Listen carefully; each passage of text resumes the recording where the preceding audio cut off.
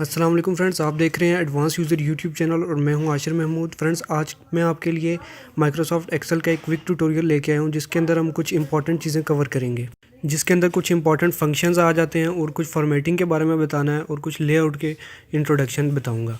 Friends, मेरी कोशिश है कि आज के ट्यूटोरियल के अंदर जितनी भी बेसिक चीज़ें हैं जो माइक्रोसॉफ्ट एक्सेल का जितना यूज़ होता है हमारे यहाँ ऑफिस के अंदर वो मैं कवर कर लूँ। तो इसके लिए सबसे पहले जानना ज़रूरी है कि आपने इस ट्यूटोरियल को देखना किस तरह है। इस ट्यूटोरियल को सबसे पहले इंपॉर्टेंट ये है कि आप इसको एचडी रिज़ल्ट के अंदर देखें ताकि आपको कुछ दिखाई भी दे।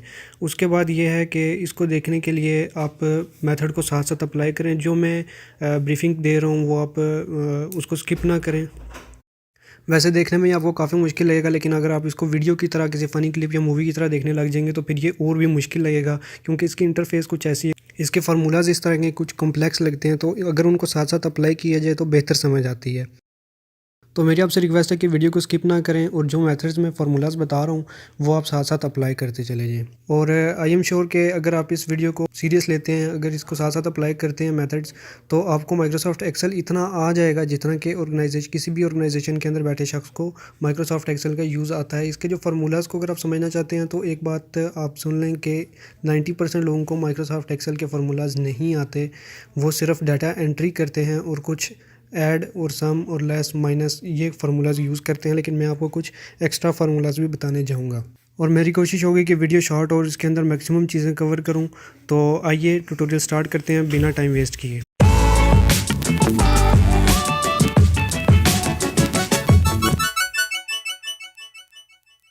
तो सबसे पहले इसका ओपन करने का मेथड देख लेते हैं। इसका सबसे पहला मेथड ये है कि आप राइट क्लिक करें, न्यू में जाएं और यहाँ से आप माइक्रोसॉफ्ट एक्सेल वर्कशीट ओपन कर सकते हैं। उसके बाद सेकंड मेथड हमारे पास ये आ जाता है कि आप विंडो बटन प्रेस करें, यहाँ से जाके आप एक्सेल टाइप करेंगे तो एक्सेल आपके पास ओपन हो जाएगा।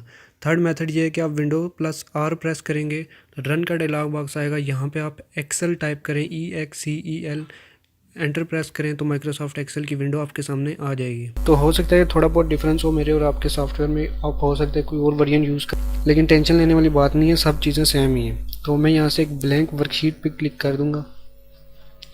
अब मेरे सामने ये जो पूरी स्क्रीन है इसको विंडो का नाम दिया जाता है। ये माइक्रोसॉफ्ट ऑफिस एक्सेल की विंडो है। तो इसमें इसकी इंटरफेस में क्या क्या चीज़ें शामिल हैं। सबसे पहले ये जो डॉक्यूमेंट हमारे पास ओपन हुआ है जिसके अंदर हमने वर्किंग करनी है, इस तमाम पूरे को हम कहते हैं वर्कबुक। तो सबसे पहले हमारे यहाँ फाइल को सेव किया जाता है। तो आप यहाँ ऑफिस बटन भी हो सकता है आपके पास शो हो, लेकिन फाइल मेन्यू होगा, फाइल पे जाएं, यहाँ पे सेव पे क्लिक कर दें। अब यहाँ पे हो सकता है आपके पास थोड़ा डिफरेंट शो हो, लेकिन एक ही चीज़ है। ब्राउज पे क्लिक करेंगे, जैसा कि मैं इसको डेस्कटॉप पे रख देता हूँ, लेकिन डेस्कटॉप पे चीज़ रखनी नहीं चाहिए। उसकी वजह आप जानते हैं कि डिलीट हो सकती है विंडो अगर करप्ट होती है या कोई इशू होता है ऐसा। तो इस फाइल को आप नाम दे दें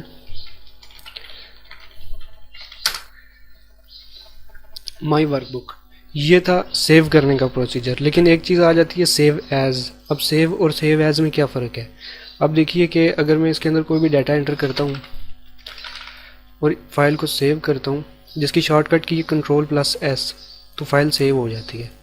लेकिन मैंने इस फाइल का एक और डुप्लीकेट बनाना है जिसका मैंने नाम चेंज करना है। अगर ये देखिए इसका नाम है माई वर्कबुक। अगर मैं Ctrl+S प्रेस करता हूँ या फाइल में जाके सेव कर देता हूँ तो ये इसी नाम से सेव हो जाएगी। लेकिन अगर मैं इसका नाम से चेंज करना चाहता हूँ तो फाइल पे जाऊँगा, सेव एज़ पे जाऊँगा, फिर ये मेरे से दोबारा से पूछेगा कि आप कौन सी जगह इस फाइल को सेव करना चाहते हैं। मैं जगह चेंज भी कर सकता हूँ, किसी भी जगह पे इसको सेव कर सकता हूँ और नया नाम दे सकता हूँ। तो इस तरह से सेव एज और सेव में डिफरेंस है। तो अब जो मेरे पास एक फ़ाइल आई है यहाँ पे जो मैंने सेव की थी, इस पूरी फाइल को हम वर्कबुक का नाम देते हैं।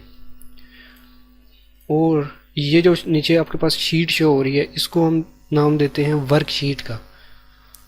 और ये जो प्लस का बटन है इससे नई वर्कशीट आती है। इस और इस शीट में बिल्कुल डिफरेंस है, ये दोनों अलग अलग शीट्स हैं। इस पे जो काम करेंगे वो इस पे डिस्प्ले नहीं होगा। तो यहाँ तक होगी शीट की बात। अब थोड़ा इंटरफेस की इसकी बात करते हैं। सबसे पहले ये आपको पता है ये क्लोज बटन है, मैक्सिमाइज बटन है, इसके साथ मिनिमाइज है। ये कुछ रिबन को कस्टमाइज़ करने का है। रिबन बेसिकली इस चीज़ को कहते हैं, ये जो सारे टैब्स हैं, फाइल मेन्यू है, होम है, इंसर्ट है, पेज लेआउट है, इन सब को मिलाकर हम एक रिबन कहते हैं। ये एक रिबन बना हुआ है, लड़ी जिसे कहते हैं उर्दू में। तो ये जो एक एक मेन्यू है इसको हम टैब कहते हैं। ये होम टैब है, ये इंसर्ट टैब है, ये पेज लेआउट टैब है। इसके साथ यहाँ पे हमारे पास क्विक बटन्स आ जाते हैं, जिसमें ये अनडू का है, ये रीडू का है, ये सेव का है और ये क्लोज वगैरह का है। तो इस सॉफ्टवेयर की इंटरफेस में बहुत सी चीज़ें हैं जिनको एक्सप्लेन करने में काफ़ी वक्त लग सकता है, और मैं एक्सप्लेन करूँगा जो ज़रूरी चीज़ें हैं उनको, तो टाइम वेस्ट करने वाली बात नहीं करेंगे। तो जो इम्पोर्टेंट चीज़ है वो डिस्कस करते हैं। तो ये आप बॉक्स देख रहे होंगे छोटे छोटे, इस एक बॉक्स को कहा जाता है सेल। हमने एक सेल के अंदर डाटा एंटर करना होता है, और ये सेल अगर इस तरह से देखे जाएँ तो इनको कहा जाता है रो यानी हॉरिजॉन्टली, और अगर इनको इस तरह से देखा जाए तो इनको कहा जाता है कॉलम्स यानी वर्टिकली। तो बेसिकली रोज़ और कॉलम्स को मिलाकर बनती है एक वर्कशीट, और जिस वर्कशीट में हमने काम करना होता है। इसके बाद आप देख रहे होंगे मैं जहाँ पे भी क्लिक करता हूँ यहाँ पे इसका एड्रेस चेंज हो जाता है। तो बेसिकली ये नेम बॉक्स है, हर सेल का एक एड्रेस होता है। इस वक्त अगर मैं यहाँ पे क्लिक करता हूँ तो इस सेल का नाम है A1, ए यहाँ से लिया गया, 1 यहाँ से लिया गया। अगर मैं यहाँ क्लिक करता हूँ तो इसका नाम आ जाता है E9, यानी इसका जो टॉप से अगर इसको देखा जाए तो ई है, ई कॉलम के अंदर ये मौजूद है और 9th रो के अंदर मौजूद है। इस तरह से सेल को पहचाना जाता है, इस तरह से सेल की शनाख्त की जाती है, उसको लोकेट किया जाता है। और इस पर कैसे काम करते हैं ये आगे चल के बताऊँगा। तो उसके बाद हमारे पास ये स्क्रॉल बटन आ जाता है जिसके ज़रिए हम स्क्रॉल डाउन स्क्रॉल अप कर सकते हैं। फिर जूमिंग की बात आ जाती है और लेआउट की बात आ जाती है। अक्सर हमारे पास एक इशू आ जाता है, वो ये इशू होता है कि हमें समझ नहीं आती कि हमारी वर्कशीट को क्या हो गया, वो व्यू चेंज हो जाता है। तो यहाँ से हम व्यू को ठीक कर सकते हैं। ये पेज लेआउट व्यू आ जाता है और इसके बाद ये आ जाता है नॉर्मल व्यू। जब भी हम डाटा एंटर करते हैं तो नॉर्मल व्यू के अंदर रख के करते हैं, और उसके बाद ये जूम इन जूम आउट का आ जाता है। अगर ये भी ख़राब हो जाता है और ठीक नहीं हो रहा इस तरह करने से, आप यहाँ 86 पर डबल क्लिक करें, इसको यहाँ पे 100 करके ओके कर दें। तो इस तरह से आपके पास वर्कबुक बिल्कुल सेट हो जाती है और आप इस पोजीशन में कि डाटा एंटर कर सकते हैं। इसमें हम कुछ डाटा एंट्री का वर्क कर लेते हैं ताकि इसके समझ सकें कि इसमें डाटा एंट्री किस तरह करनी है और फॉर्मेटिंग किस तरह करनी है। जिस भी सेल के ऊपर आप क्लिक करेंगे तो इसके साइड में एक बॉर्डर सा आ जाता है, थिक लाइंस आ जाती है। इस सेल को हम एक्टिव सेल कहते हैं। तो फर्स्ट सेल को एक्टिव करें और इसके अंदर आपने टाइप करना है, मैं हेडिंग टाइप कर रहा हूँ एक,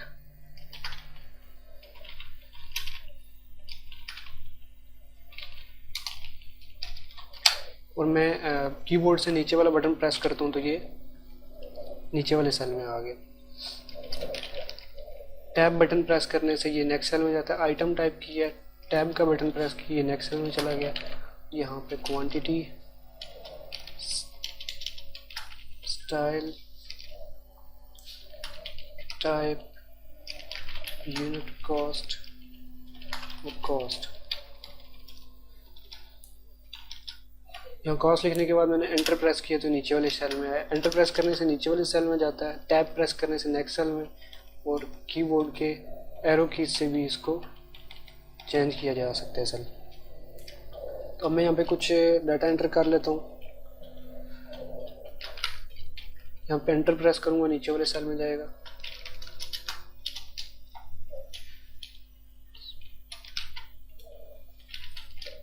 अगर आप पुराने सेल में एडिटिंग करना चाहते हैं तो इसके ऊपर क्लिक करेंगे और यहाँ पे अपने डबल क्लिक करना है, तब ये एडिटेबल हो जाएगा।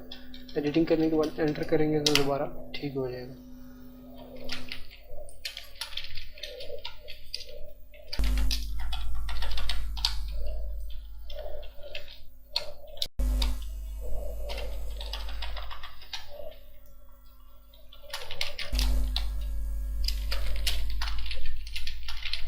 ये डाटा आपको साथ साथ एंटर करने की ज़रूरत नहीं है, ये आप सिर्फ देख के भी समझ सकते हैं। इसके बाद हम फार्मूलाज पे काम करेंगे, फंक्शंस पे, वो आपने साथ साथ अप्लाई करने हैं। इसको देख के भी आप समझ सकते हैं कि ये डाटा एंटर हो रहा है।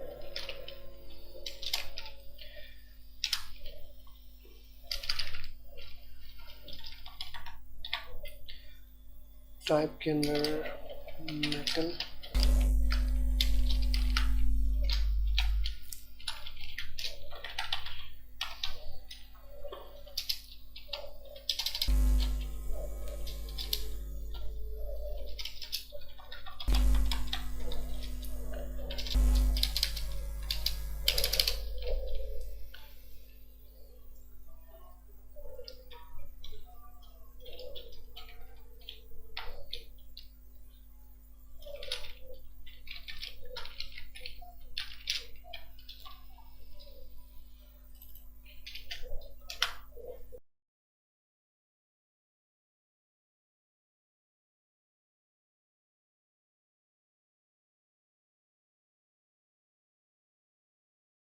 यहाँ तक डाटा एंटर हो गया। एक चीज़ इसके अंदर रह गया, ये शिपिंग चार्जेस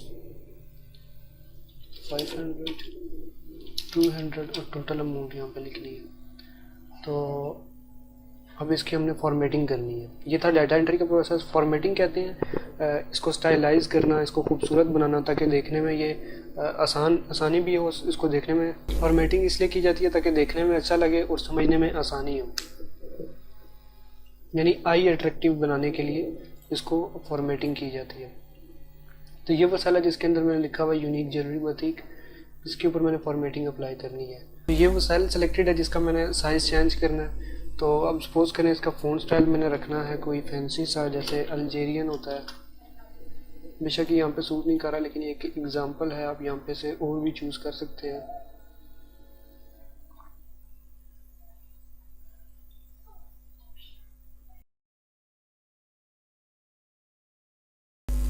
अब इसका साइज़ आपने इंक्रीज़ करना है तो इसे सिलेक्टेड है। इसको यहाँ से आपने जाना है होम टैब पर। ये रिबन है व्यूअर्स, यहाँ पे आपने होम टैब पर जाना है। होम टैब पे जाने के बाद यहाँ से ये फ़ॉन्ट ग्रुप है।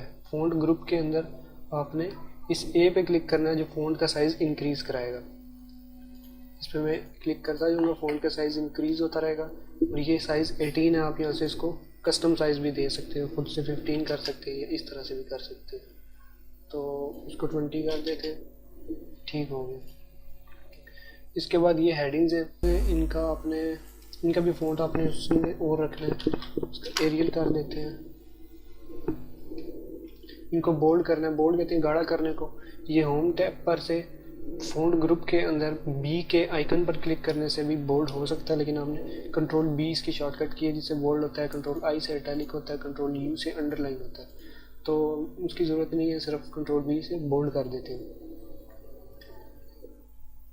उसके बाद आ जाता है इसका साइज़ एडजस्ट करना। अब जैसे ये शिपिंग चार्जेस इस सेल के अंदर लिखा हुआ है लेकिन अगले सेल के अंदर भी जा रहा है, तो मैं यहाँ ए और बी के दरमियान में उस जगह पे क्लिक करूँगा जहाँ यहाँ पे आप क्लिक करके इसको अपनी मर्ज़ी से मूव करवा सकते हैं। यहाँ तक इसको कर सकते हैं, या फिर अगर आप चाहते हैं कि चार्जेस जो है वो नेक्स्ट लाइन में आए तो आप इस पर क्लिक करें।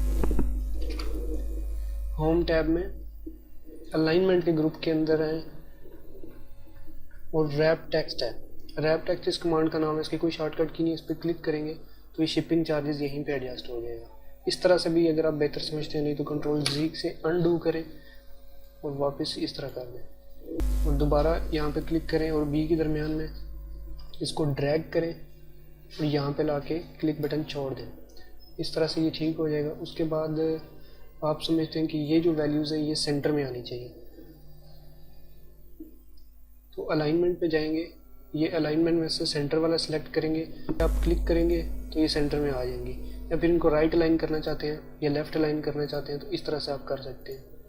सपोज करते हैं इनको सेंटर में रख लेते हैं या इनको लेफ़्ट अलाइन कर लेते हैं। अब यहाँ पे इन सेल्स का साइज़ एडजस्ट करना है। इसको मैं यहाँ पे डबल क्लिक कर दूँ, ऑटोमेटिक एडजस्ट कर देगा। ये यूनिट कॉस्ट, इसको भी मैं यहाँ पे डबल क्लिक करता हूँ, ये भी ऑटोमेटिक एडजस्ट हो जाएगा। इसके बाद अब मैंने इसको बॉर्डर अप्लाई करना है, तो जितने वर्क को मैंने बॉर्डर अप्लाई करना है, जितने एरिया को, इसको मैं आइटम पे क्लिक करूँगा, यहाँ पे प्लस का साइन आ रहा है, यहाँ पे क्लिक करके रखूँगा और इसको ड्रैग कराऊँगा। अभी मैंने क्लिक किया हुआ, छोड़ा नहीं है, यहाँ पे मैं क्लिक को छोड़ देता हूँ। अब ये सिलेक्टेड है तो होम टैब के ऊपर आता हूँ, यहाँ से मैं बॉर्डर चूज़ कर सकता हूँ। ये साथ इसके ड्रॉप डाउन एरो है, इस पर क्लिक करता हूँ, यहाँ पे मैं ऑल बॉर्डर्स पे क्लिक करता हूँ। तो इसके हर तरफ साइडों पे, टॉप पे, लेफ़्ट राइट हर तरफ बॉर्डर आ गए। अभी ये जो हेडिंग है इनको आप सेंटर लाइन कर दें, अभी एक जैसी नज़र आएंगी। उसके बाद आप इनको कलर कर सकते हैं। ये सब कुछ फॉर्मेटिंग के अंदर आता है। इस तरह से एक हल्का सा कलर इसको दे दें। उसके बाद आप समझते हैं कि शिपिंग चार्जेस के अंदर आगे जो लाइंस लगी हुई नहीं आना चाहिए, एक सेल होना चाहिए पूरा, तो मैं सेल को मर्ज कर देता हूँ। तो ये होम टैब के अंदर ही मौजूद है, अलाइनमेंट के अंदर मर्ज सेल्स।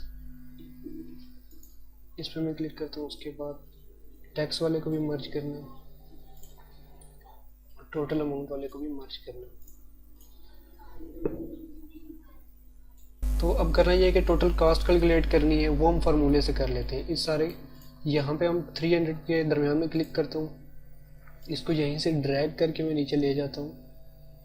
यहाँ पे मैंने इसको छोड़ दिया और ये आप देखें सबमिशन का साइन बना हुआ है, ये ऑटो सम करता है। इसके ऊपर मैं क्लिक करूँगा, ये इसके ऑटोमेटिक इसको ऐड करके 87,000 ले आता है वैल्यू। और अगर आप इसका फार्मूला समझना चाहते हैं मैनुअली, तो यहाँ पे एक वैल्यू लिखें 5000, यहाँ पे लिखें 7000। तो अब मैं आपको समझाता हूँ कि ये कैसे वर्क करता है। यहाँ फार्मूला जहाँ पे भी होता है वहाँ पे सबसे पहले इक्वल का साइन डाला जाता है, इक्वल टू। ये फार्मूला है ऐड कर, तो एक्सेल के अंदर इसको सम कहा जाता है। यहाँ पे इज इक्वल के बाद आप लिखें सम, सम के बाद आपने ब्रैकेट ऑन करनी है, ब्रैकेट। उसके बाद आपने इसको बताना है कि ये वाला जो सेल है इसके अंदर ऐड करनी है वो वैल्यू जो इस सेल के अंदर मौजूद है। ब्रैकेट क्लोज की, एंटर प्रेस किया, तो ये ऐड हो। तो इससे बेहतर ये है कि आप यहाँ पे दो वैल्यूज़ लिखें, रेंडमली ऐसे लिख लें कुछ भी, और इन दोनों को सिलेक्ट करने के बाद यहाँ इस आइकन पे क्लिक करें, ये वैल्यू ऑटोमेटिकली ऐड हो जाएगी। अब देख सकते हैं यहाँ पे एक फार्मूला बन गया है इस सेल के अंदर। इस सेल के अंदर वो फार्मूला नहीं है, इस सेल के अंदर वैल्यू है, और इस सेल के अंदर वैल्यू नहीं है, फार्मूला है। इस तरह से ये काम करता है। लेकिन अगर आप इस फार्मूले को समझ नहीं पा रहे हैं तो इसको समझना और भी आसान इस तरह से हो सकता है कि ये आपने वैल्यू एंटर की है 5 और ये है 25, इसके नीचे आपने इन दोनों को ऐड करना है, लेकिन आपको याद नहीं है सम लिखना था या क्या लिखना था। आप इक्वल का साइन डालें, ये मस्ट है। उसके बाद आप इसको मैनुअली बताएं कि ये वाला जो सेल है बीच में प्लस का साइन डालें, इसको प्लस करो उस वैल्यू के साथ जो इस सेल के अंदर मौजूद है। एंटर करेंगे तो ये प्लस कर देगा। लेकिन आप कहते हैं यार इसको प्लस नहीं करना था, मल्टीप्लाई करना था। यहाँ पे क्लिक किया, फार्मूला शो हो रहा है, इसके अंदर सिंगल क्लिक किया, बैक स्पेस दबाया, प्लस का साइन ख़त्म हुआ, मल्टीप्लाई का साइन डाला, एंटर किया, कर दिया, ये मल्टीप्लाई हो गई वैल्यू। तो ये बेसिक प्लस माइनस मल्टीप्लाई। इसी तरह मल्टीप्लाई के साइन के चेंज करके आप माइनस का डालेंगे तो ये माइनस कर देगा। तो इस तरह से फार्मूला अप्लाई किया जाता है और तो बिलियंस ऑफ वैल्यूज़ को with in a second calculate किया जा सकता है। तो ये बेसिक डाटा एंट्री थी। अभी हम थोड़ा इससे बेहतर वर्क करते हैं ताकि कुछ ज़्यादा समझ सकें आप। और यहाँ फॉर्मेटिंग में एक चीज़ रह गई, ये जो वैल्यू है, ये जो टेक्स्ट लिखा हुआ आप चाहते हैं कि ये सेंटर में आ जाए, तो इसको सिलेक्ट करें क्योंकि इस जगह पर नहीं आ रहा। तो यहाँ पे आप वापस जाएंगे, होम टैब पर मर्ज सेल्स पर जाएंगे, मर्ज इन सेंटर, ये ऑटोमेटिकली हो जाएगा। अब आप देखना चाहते हैं कि जो काम मैंने किया है कि वो प्रॉपर हुआ है या नहीं हुआ, ये प्रिंट होने के बाद कैसा दिखाई देगा, तो आप फाइल पे जाएं, प्रिंट पे जाएं, या प्रिंट प्रीव्यू आपके पास होगा तो ये यहाँ पे प्रिंट प्रीव्यू देगा कि ये प्रिंट होने के बाद ऐसा दिखाई देगा। तो यहाँ से अगर आप इस बटन पे क्लिक करते हैं शो मार्जिन्स, तो यहाँ से आप इसको एडजस्ट कर सकते हैं कि आपने इसको पेज के सेंटर में रख के प्रिंट करना है या किस तरह से। अब देखिए ये खूबसूरत दिखाई दे रहा है और इस तरह से डॉक्यूमेंट्स प्रिंट किए जाते हैं। अगर आप समझते हैं कि ये फाइल किसी को भेजनी है आपने और इसको आपने किसी को सेंड करनी है, तो अगर वो आप एक्सेल के फॉर्मेट में नहीं भेजेंगे, वो पीडीएफ में भेजेंगे। तो पीडीएफ बनाने के लिए फाइल, सेव एज,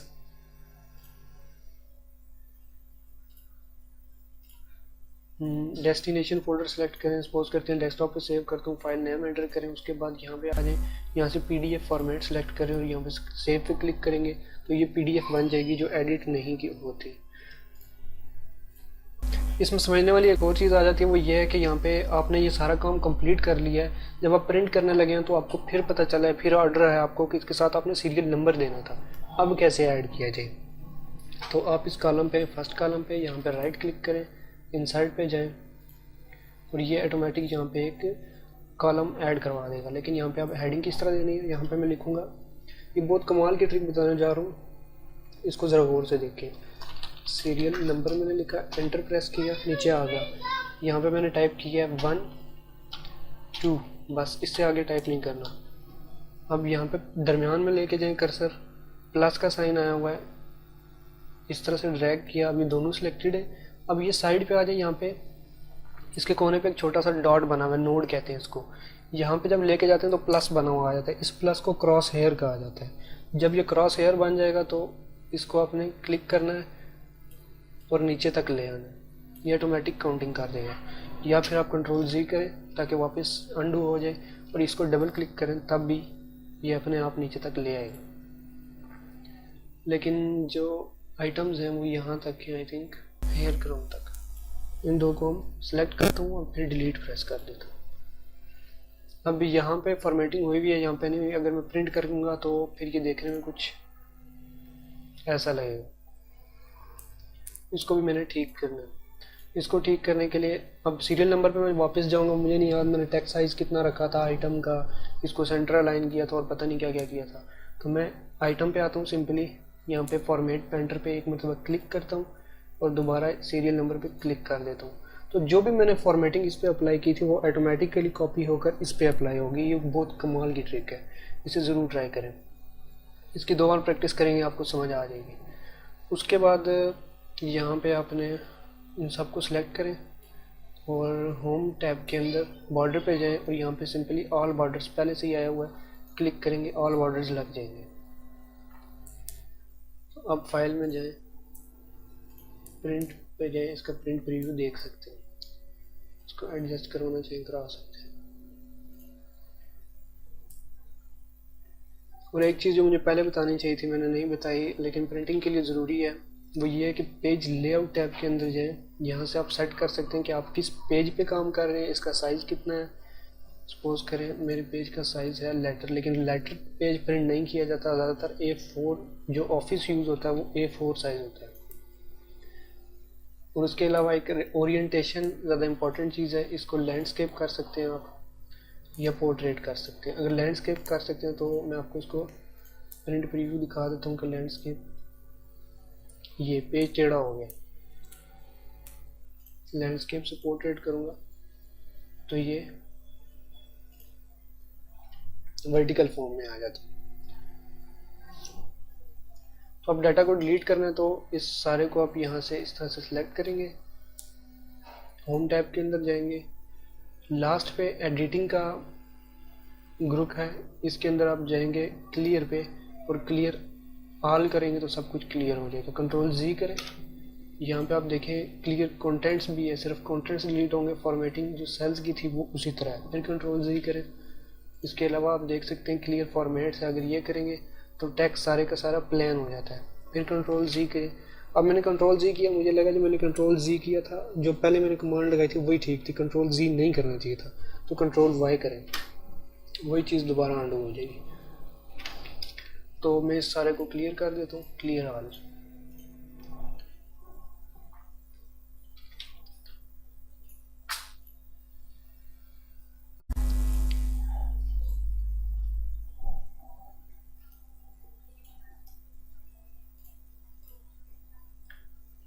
लेकिन यहाँ पे आके आपको लगता है कि ये जो शिपिंग चार्जेस था, टैक्स था, ये मैं इसको यहाँ पे शिफ्ट करवा दूँ, कुछ चेंजिंग करना चाहते हैं, मैं आपको करके दिखाता हूँ कि मैं क्या कहना चाह रहा हूँ।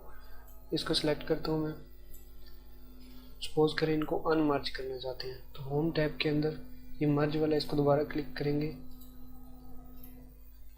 अनमर्ज हो जाएगा।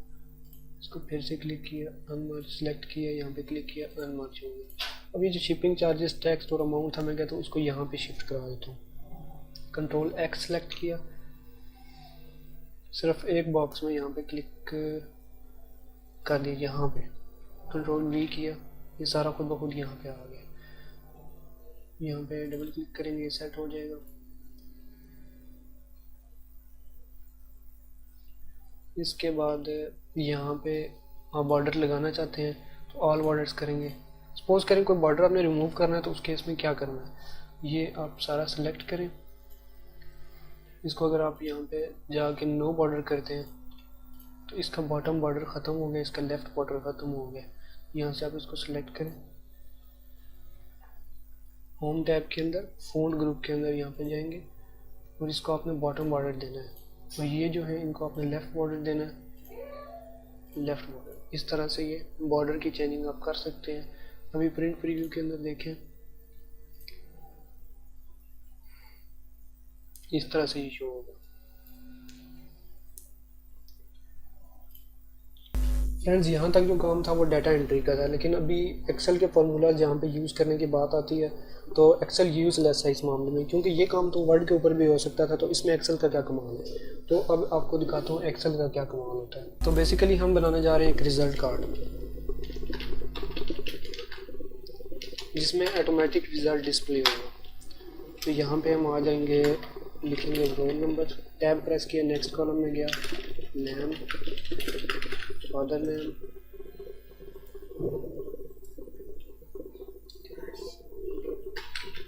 क्लास,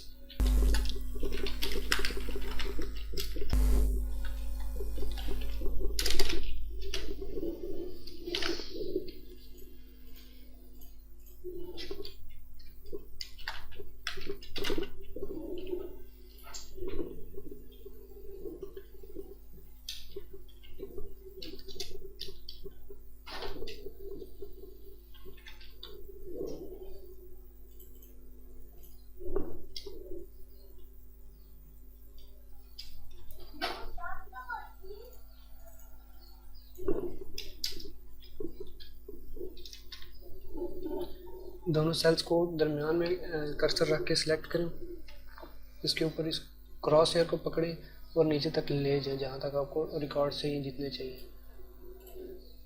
नेम पे रैंडमली कुछ नाम ऐड कर लें।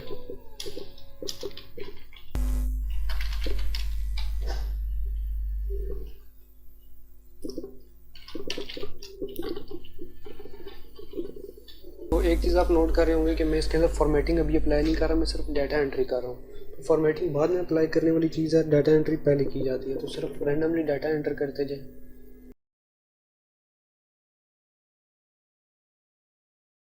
क्लास का मैं इसमें से नहीं रखना चाह रहा, मैं डिलीट करना चाह रहा हूँ। तो इस पूरे सेल को आप सेलेक्ट करेंगे, पूरे कॉलम को क्लिक करेंगे, डिलीट कर देंगे, तो ये डिलीट हो गया।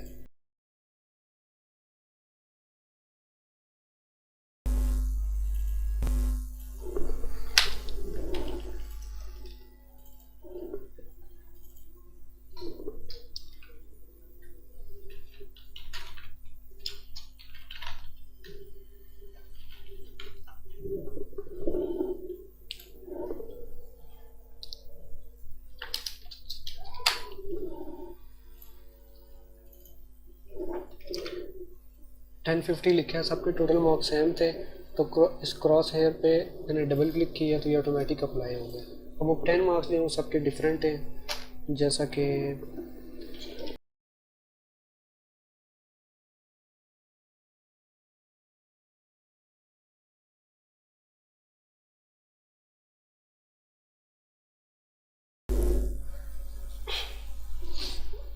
फिर मुझे याद आता है कि मैंने रिमार्क से पहले ग्रेड ऐड करवाना था। तो मैं इस पर राइट क्लिक करता हूँ, इंसर्ट पे क्लिक करता हूँ, यहाँ पे एक आ जाएगा नया। तो यहाँ पे मैं ग्रेड लिखता हूँ, ग्रेड आ गया। तो अब मैं चाहता हूँ कि ग्रेडिंग और रिमार्क्स जो हैं, ग्रेडिंग और रिमार्क्स जो है ऑटोमेटिक है, इसके साथ साथ परसेंटेज भी मैं चाहता हूँ ऑटोमेटिक है। तो परसेंटेज निकालने के लिए आपने ये करना है कि सेल के अंदर क्लिक करना है जिसके अंदर परसेंटेज निकालनी है, इक्वल का साइन प्रेस करना है और इसको बताना है कि ये वाली जो सेल है इसको डिवाइड करना है इस सेल के साथ और एंटर प्रेस कर दें। अगर आपको यहाँ पे 71 नहीं आ रहा तो पहले मैं आपको बताता हूँ कि ये जर्नल में है। जर्नल से मैंने यहाँ पे इसको बनाया है परसेंटेज में, परसेंटेज से मैंने इसकी वैल्यू कम की है। इसको सिलेक्ट करता हूँ, क्रॉस हेयर पे डबल क्लिक किया, परसेंटेज सब पे अप्लाई होगी, सबकी परसेंटेज निकल आई है ऑटोमेटिक। अब यहाँ पे 10,000 या 1 लाख रिकॉर्ड होंगे, उनकी भी परसेंटेज ऑटोमेटिक आ जाएगी। तो ये था परसेंटेज का फार्मूला। इससे आगे चलते हैं, ग्रेड निकालना है। तो अब मैं इसको बताता हूँ कि ये मार्क्स कुछ एक जैसे हो गए।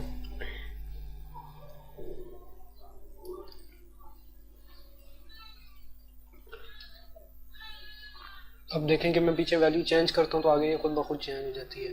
तो मैं थोड़ा डिफरेंस पैदा करने के लिए मैं इसके अंदर थोड़ी चेंजिंग करूँगा।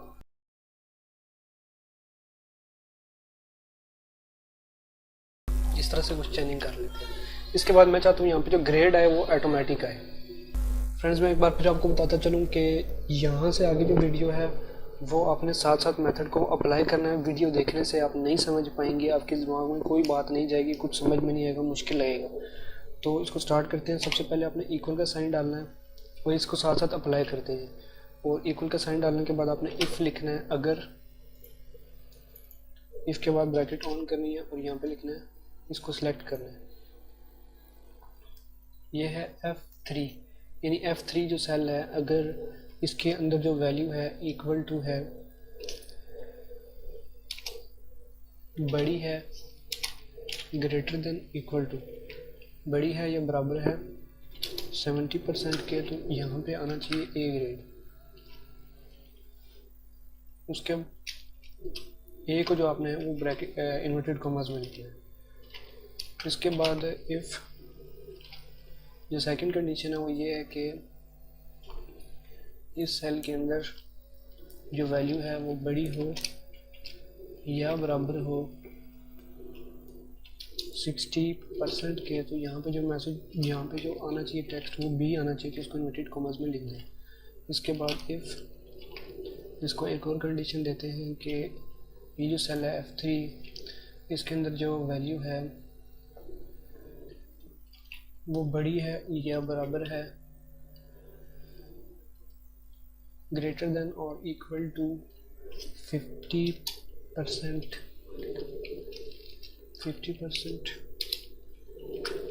देन यहाँ पे आना चाहिए सी आपने इन्वर्टेड कॉमास में ही लिखना है। फिर यहाँ पे आपने इसको एक और कंडीशन बतानी है कि इफ़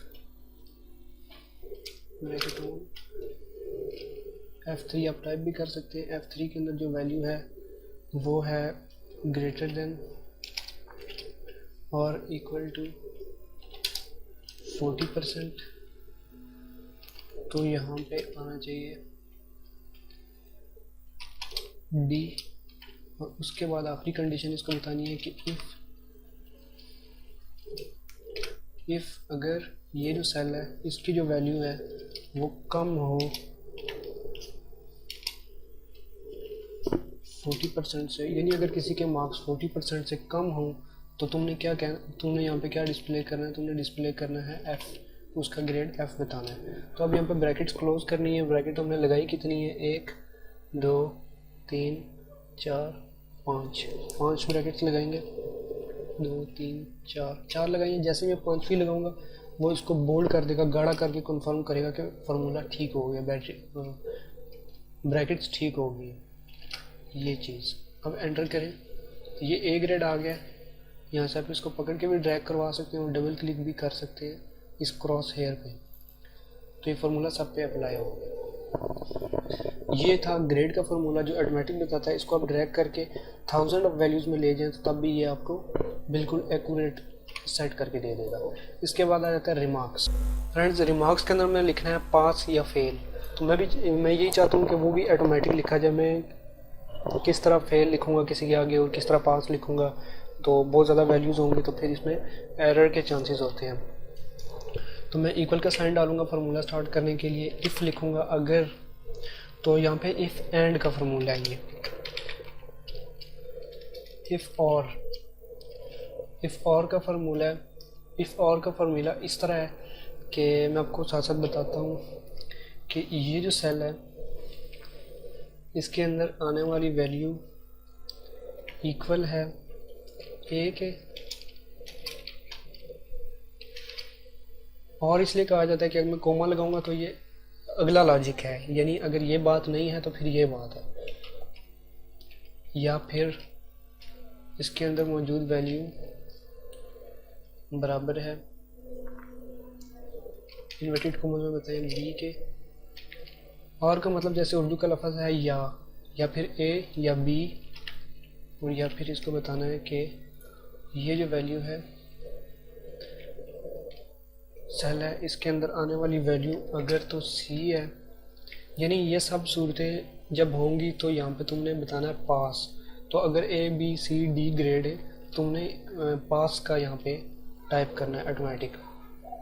तो अभी मैं इसको ये बता चुका हूँ कि अगर ग्रेड A है, B है, C है, अभी बात मुकम्मल नहीं हुई। अभी मैं इसको बता रहा हूँ कि अगर ग्रेड A है, B है, C है, या फिर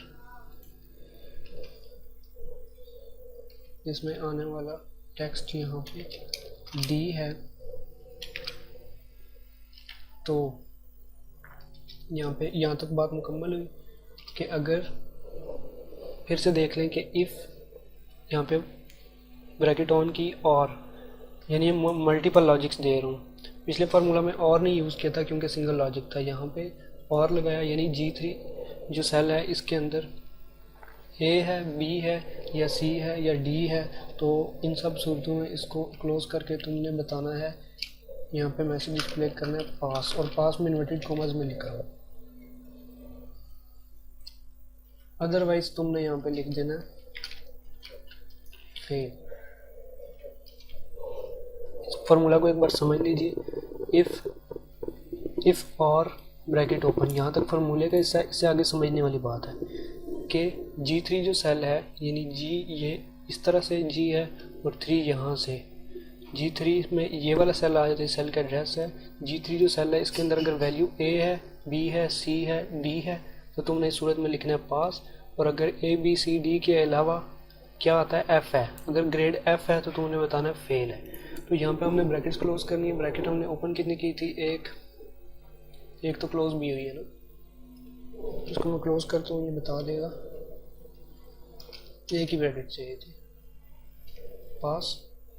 इसको सेलेक्ट करता हूँ, यहाँ पे डबल क्लिक करता हूँ, तो इसने ऑटोमेटिक बता दिया कि ये वाला फेल है और ये वाला पास है।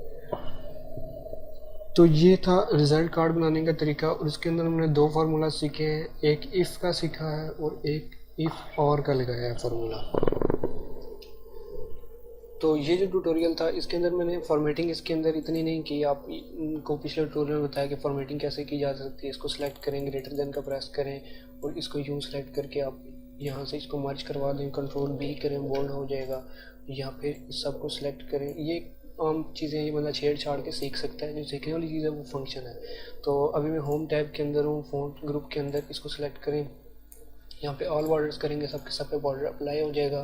वैल्यूज़ अगर सेंटर में लाना चाहते हैं या राइट लाइन करने चाहते हैं, इसको सिलेक्ट किया, कंट्रोल L किया, ये लेफ़्ट, सॉरी इसके अंदर कंट्रोल L नहीं होगा। यहाँ पे आप अलाइनमेंट के होम टैब के अंदर अलाइनमेंट पे जाएंगे, इस पर क्लिक करेंगे, सारी लेफ़्ट में चली जाएंगी। इस तरह से अगर आप ये पास फेल जो डिस्प्ले कराना चाहते हैं, सेंटर में कराना चाहते हैं, सबको सिलेक्ट करेंगे और होम टैब के अंदर अलाइनमेंट में जाके सेंटर पे क्लिक करेंगे तो ये टेक्स्ट सेंटर में डिस्प्ले हो जाएगा। तो ये मामूली सी चीज़ें, ये फॉर्मेटिंग में आसानी से सीखी जा सकती है। इसको सिलेक्ट करना है होम टैब के अंदर, यहाँ से इसको हल्का सा शेडो जैसा कलर दे देना है। यहाँ पे आप F और E और F के दरमियान में जो कर्सर चेंज हो जाता है, यहाँ पे डबल क्लिक करेंगे, ये अपने आप इसके साइज़ को एडजस्ट कर देगा। मैनुअल एडजस्ट करने के लिए इसको क्लिक करके रखेंगे और जहाँ छोड़ेंगे वहाँ तक एडजस्ट कर देगा। गलती होगी इसको ठीक करना है, कंट्रोल Z करें, गलती ठीक हो जाएगी। तो ये जो प्रोसेस था, यहाँ पे डबल क्लिक करेंगे, बिल्कुल ठीक हो जाएगा। तो ये जो प्रोसेस था, ये फार्मूलाज बेसिक फार्मूलाज थे। इससे आगे चल के अब मैं थोड़े कॉम्प्लेक्स फार्मूलाज बताने लगा हूँ जो काफ़ी टफ है, जो यूट्यूब पे मैंने खुद नहीं देखे, बहुत ही मुश्किल फार्मूलाज हैं, उनको मैं आपको बताने जा रहा हूँ। तो फ्रेंड्स, ये एक क्विक ट्यूटोरियल था माइक्रोसॉफ्ट एक्सेल का, जिसके अंदर मैंने मैक्सिमम चीज़ें कवर की हैं। अगर आप इसको ध्यान से कर लेते हैं तो आप इस बात के लिए कॉन्फिडेंट हो जाएंगे कि आप माइक्रोसॉफ्ट एक्सेल के अंदर कोई भी टास्क परफॉर्म करने के लिए तैयार हैं, कोई भी असाइनमेंट बना सकते हैं और बेसिक फार्मूलाज लगा सकते हैं। इसके बाद कुछ कॉम्प्लेक्स फार्मूलाज आते हैं, काफ़ी मुश्किल किस्म के, तो वो मैं नेक्स्ट वीडियो के अंदर इंक्लूड करूँगा। और वो मैं इस सूरत में बनाऊँगा कि अगर आप लोगों ने इस वीडियो के ऊपर कोई रिस्पांस दिया, कोई फीडबैक आई, कोई व्यूज़ मिले, तो उस सूरत के अंदर मैं आगे कंटिन्यू करूँगा। नहीं तो ये ट्यूटोरियल यहीं पे कंप्लीट होता है, एक ही वीडियो के अंदर MS एक्सेल क्लोज़ हो जाता है। उम्मीद करता हूँ आपको आज का ट्यूटोरियल पसंद आएगा। मज़ीद वीडियोस के लिए मेरे चैनल को सब्सक्राइब करें और एंड्रॉयड ट्रिक्स के लिए सुपर यूज़र को सब्सक्राइब करें। जल्दी आपके लिए एक नया ट्यूटोरियल लाऊंगा, तब तक के लिए अल्लाह हाफिज़।